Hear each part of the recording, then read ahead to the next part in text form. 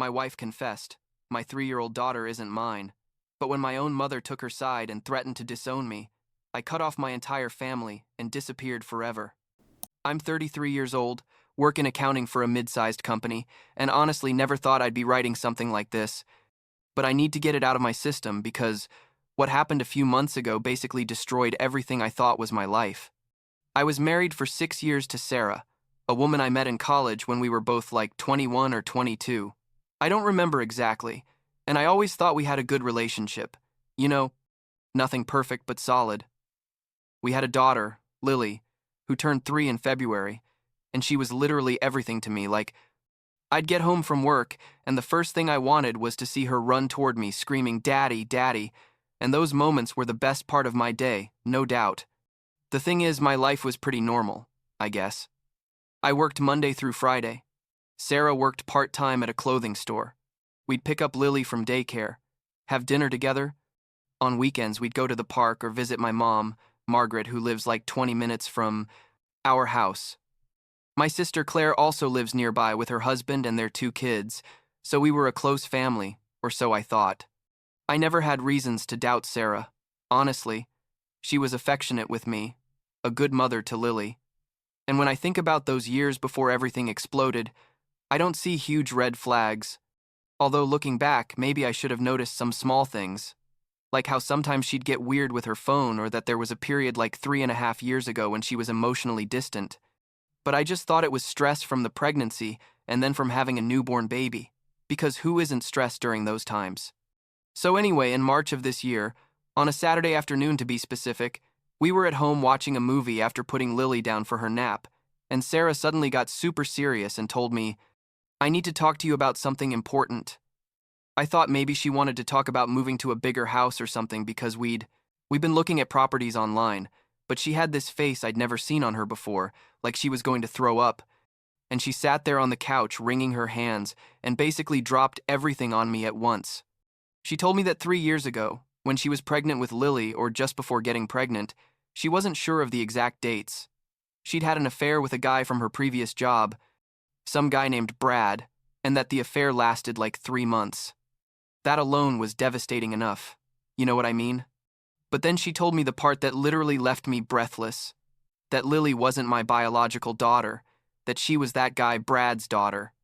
I don't know how to explain what it feels like to hear that. Like, my brain just shut down for a few seconds and then started going a mile a minute trying to process the information. I asked her how she was sure, and she told me she'd done a paternity test secretly like 2 years ago because she had doubts and needed to know the truth, but that she'd never told me because she was afraid of losing me, of destroying our family. I just sat there in total shock, looking at her like she was a complete stranger, because in that moment, that's exactly what I felt, that I didn't know this person at all. I asked her why she was telling me now, after 3 years of lies, and she started crying, saying the guilt was killing her, that she couldn't keep living with this secret, that she needed to be honest with me. Honest. That word made me so angry in that moment because how can you talk about honesty after lying to me for 3 fucking years about something so fundamental? I got up from the couch, went to our room, threw some clothes in a backpack and told her I was leaving. She tried to stop me, grabbing my arm and begging that we talk, that we could go to couples therapy, that she loved me, and that Lily needed me. But I couldn't even look at her without feeling this mix of disgust and pain in my chest that was physically unbearable. I left the house, got in my blue Honda Civic that I'd bought used like 2 years before, and drove aimlessly for like an hour before ending up at a cheap hotel near the highway. I checked in for one night, went up to the room that smelled like lavender air freshener and disinfectant, threw myself on the bed and just lay there staring at the ceiling, trying to understand how my life had gone to shit so fast. That night, I blocked Sarah's number on my phone because she wouldn't stop calling me and sending messages. And honestly, I didn't trust myself not to answer if I kept seeing her name pop up on the screen. The next day, which was Sunday, I called my best friend Ryan, who I've known since high school and who's always been like my brother, and told him everything. He was silent for a few seconds and then just said, "Bro, come to my place right now. Stay as long as you need." Ryan lives alone in a 2-bedroom apartment because he's single and works in it, and his place became my refuge during the following weeks, though that comes later in the story. On Monday, I went straight to see a lawyer, Mr. Thompson, who had been recommended by some coworkers who'd gotten divorced. I explained the whole situation to him, and he was very professional and direct, told me that given I was on Lily's birth certificate as the father, technically I had legal responsibilities toward her, unless the biological father wanted to assume custody and do the corresponding legal procedures, but that we could initiate the divorce immediately for infidelity. I told him to go ahead with everything, that I wanted out of this marriage as quickly as possible. I also called my work and asked for a month's leave for personal matters, because I knew I wasn't going to be able to function normally during this process, and my boss, who's a pretty understanding guy, approved it without asking too many questions. This is where things get even more complicated, if that was possible. Turns out Sarah, in her desperation to make me change my mind, called my mom and my sister and told them everything. But obviously, with her own version of events where she was the victim who'd made a mistake years ago, and I was the cruel husband who was abandoning her in her time of need. My mom called me like 2 days after I'd left the house, and I answered because, well, she's my mom, and I thought she was going to support me, but instead she started telling me I needed to go back home, that Sarah was devastated, that Lily needed me, that marriages go through difficult times, and that I was being selfish by running away from my responsibilities. I couldn't believe what I was hearing. I explained that Sarah had cheated on me, and that Lily wasn't even my biological daughter, and my mom basically told me that didn't matter. That Lily knew me as her father, and that I couldn't just abandon her because of something that happened years ago. My sister Claire called after with the same speech, saying I was acting impulsively, that I needed to think about the child, that Sarah had made a mistake but was clearly sorry. Both of them kept calling me every day, sometimes several times a day, pressuring me to go back home and give Sarah another chance. And I felt like I was going crazy because seriously, no one saw how fucked up all this was.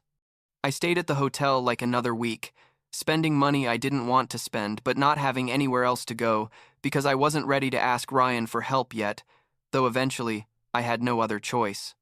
One night, I think it was a Thursday, my mom called, and this time her tone was different, harder, and she told me that if I kept going ahead with the divorce and abandoned Sarah and Lily, she was going to have to reconsider our relationship.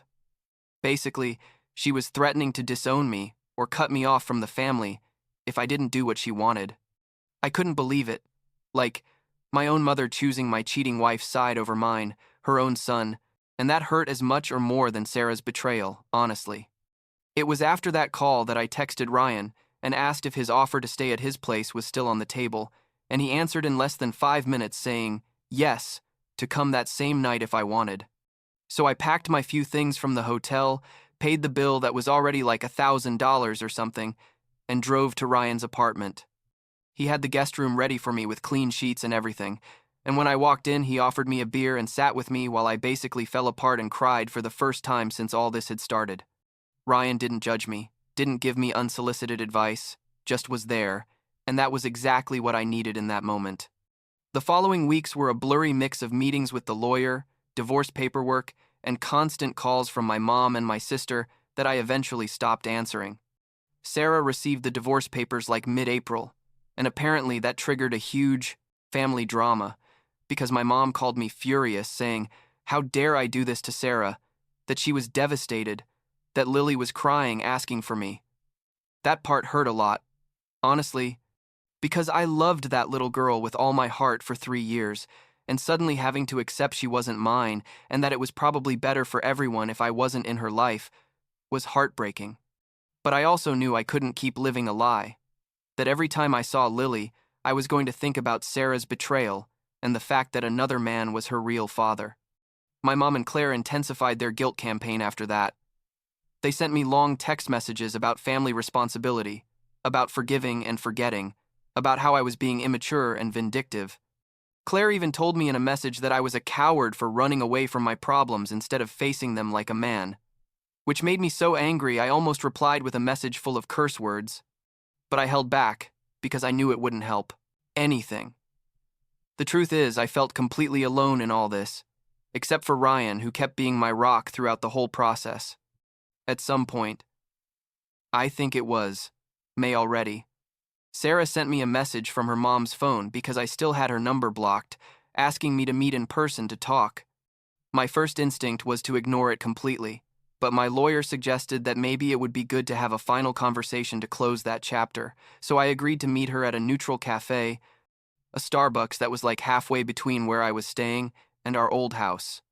I arrived early, ordered a black coffee that I didn't drink, and waited at a table in the back feeling anxious and angry at the same time. Sarah arrived 10 minutes late, looked terrible with huge dark circles and her hair not done, and sat across from me without ordering anything. She started talking immediately, saying she needed me to understand why she'd done what she did, that when she had the affair with Brad we were going through a difficult time in our marriage, that she felt alone and ignored because I worked a lot of hours. I let her talk, hoping maybe she'd say something that would help me understand, but everything coming out of her mouth sounded like excuses and manipulation. I asked her directly why she'd waited 3 years to tell me the truth about Lily, and she could only say she was scared, that she didn't want to lose me, that she loved our family.